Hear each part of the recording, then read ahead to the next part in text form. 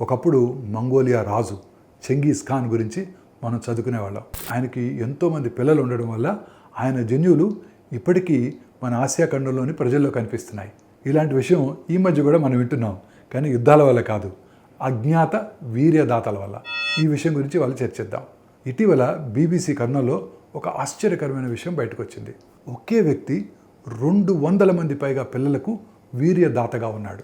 తమ పిల్లలకి ఇంకా ఎంతమంది జన్యుపరమైన అన్నాచెల్లెలు ఉన్నారో ఆ కుటుంబాలకు అస్సలే తెలియదు. తమలాంటి 100 మంది అదే దేశంలో ఉన్నారని ఆ పిల్లలకు కూడా తెలియదు. ఇది కేవలం సామాజిక సమస్య కాదు, ఇది ఆరోగ్య సంబంధిత తీవ్ర సమస్య. సమాచారం లేకపోతే కుటుంబంలో వచ్చే వారసత్వ వ్యాధులు, దాచిన జన్యులోపాలు, భవిష్యత్ ఆరోగ్య ప్రమాదాలు ఏవి ఎవరికీ తెలియవు. అంతకంటే పెద్ద ప్రమాదం జన్యుపరంగా ఒకరికొకరు సంబంధం ఉండి కూడా తెలియకుండానే సంబంధాలు ఏర్పడటం. అందుకే జన్యు పరీక్షలు ఇప్పుడు చాలా ముఖ్యమైనవి.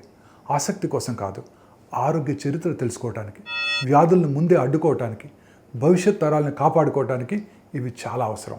ఇప్పుడు మన దగ్గర సైన్స్ ఇచ్చిన మంచి సాధనాలు ఉన్నాయి.